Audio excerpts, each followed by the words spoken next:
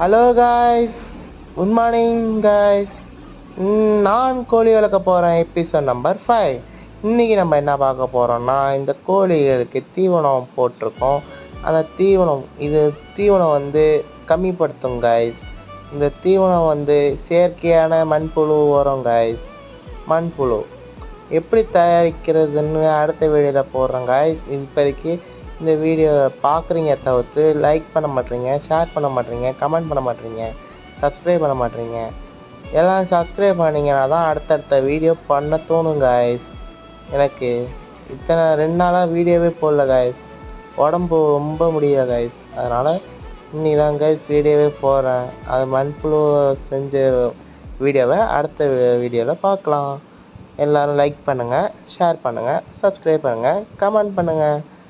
இங்கே பாருங்க காய்ஸ், 5 நிமிஷம் 10 நிமிஷத்தில் எல்லா கோழி குஞ்சையும் சாப்பிட்டுட்டு காய்ஸ் மண்புழுவை.